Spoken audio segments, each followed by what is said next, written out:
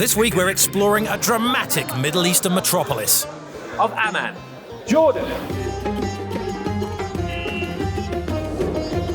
Stretching from the Syrian border to the banks of the Red Sea, Jordan is frequently described as the Middle East's safest country, but it's also home to some of its wildest adventures. At its heart, you'll find the compelling, charismatic capital city, Amman, home to more than 4 million people. Like Rome, Amman was originally founded on 7 hills, but it's subsequently expanded to around 20, steadily growing outward over the steep countryside surrounding its ancient core. But as the locals say, all hills lead downtown, and here that's known as Al-Balad, the lively, colourful hubbub of markets, mosques, storefronts and coffee houses at the epicentre of this intriguing city.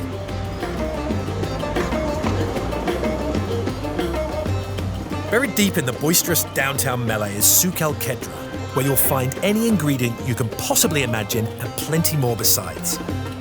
Here, to attract customers, every vegetable has its own selling song, and vendors chant them at full throaty volume, like a gravelly garden symphony. Jordan is rightly famed for its food, a delicious immersion in the country's diverse heritage. Popular orders range from the familiar, like falafel, hummus and shawarma, to historic Bedouin-inspired dishes like mansaf, tender lamb layered in paper-thin flatbread, served with great piles of aromatic rice and pine nuts. Just be careful before you dive in. There it is. The locals like their food sharp and spicy. Yeah. They say that Jordan is a quiet house surrounded by noisy neighbours. But this is a quiet house where you can have a lot of fun.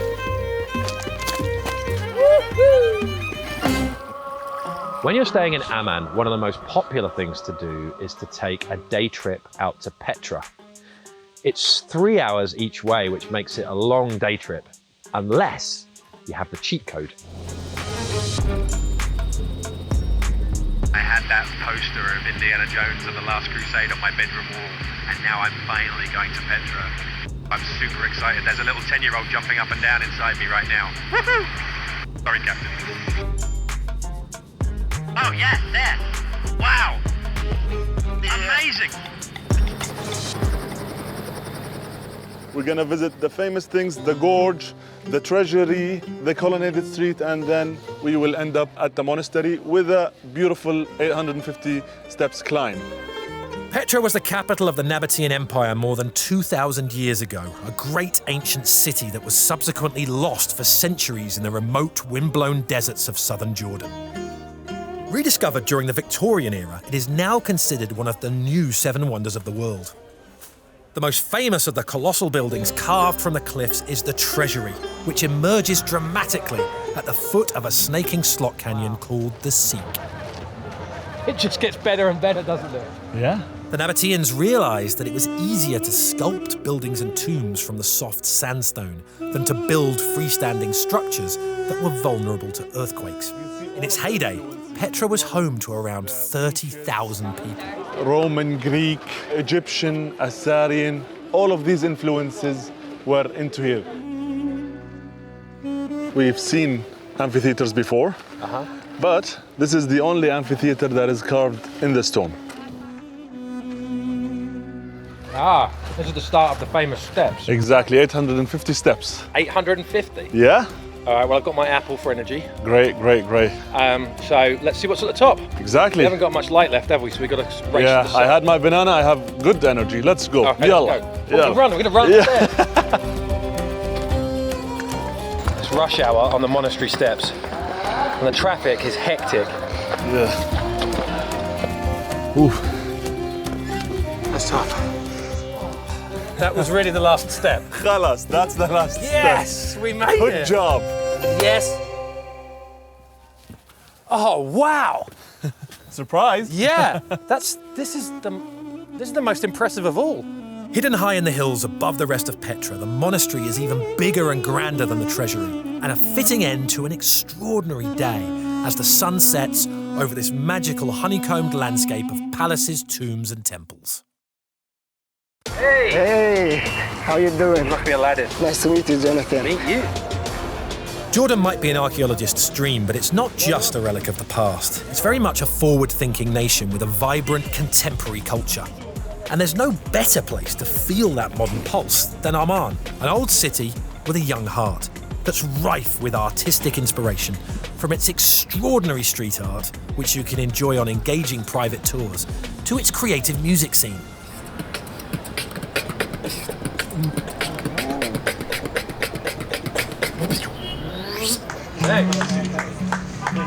The urban fabric of Amman is noticeably evolving, with a younger generation of entrepreneurs coming to the fore.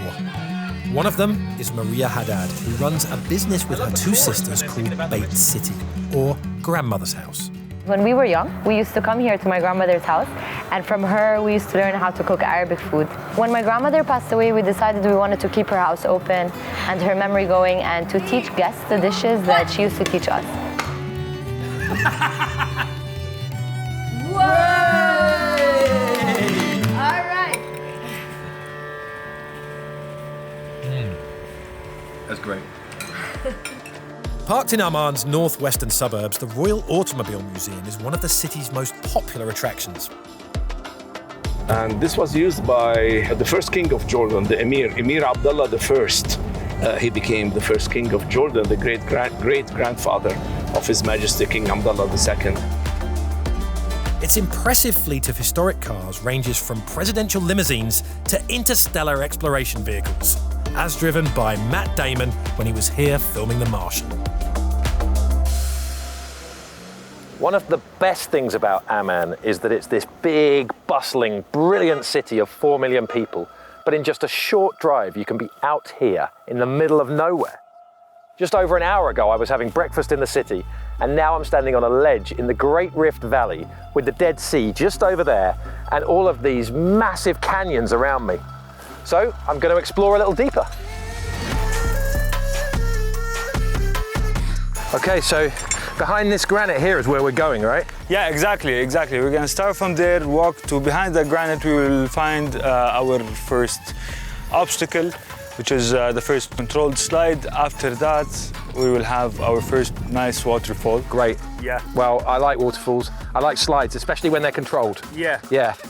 They're not controlled. You never know what's gonna happen. Exactly. Well, I'm glad you're here to control things.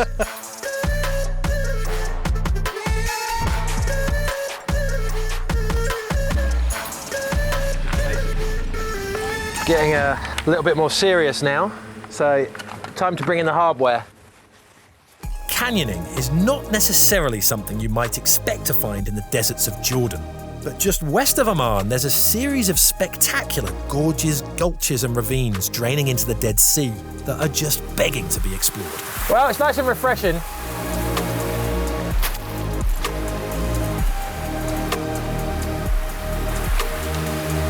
So I'm about to go down the first waterfall. Apparently it's 30 meters, but it looks a lot higher than that. There's a lot of trees here and greenery. It's like a kind of oasis in the middle of the desert.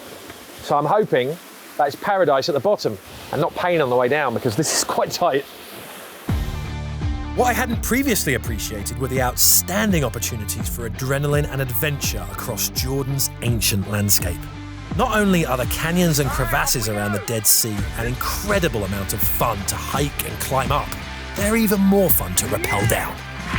Woohoo! Whoa! What a view! Woo!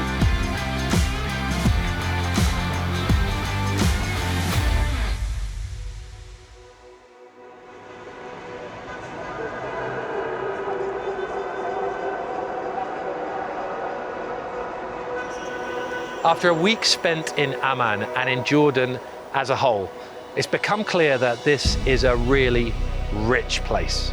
It's rich in culture, it's rich in heritage, it's rich in history, but above all, it's rich in friendliness, it's rich in positivity, and you're guaranteed a warm welcome whenever you come here. It's a fantastic place, and it is full of adventure.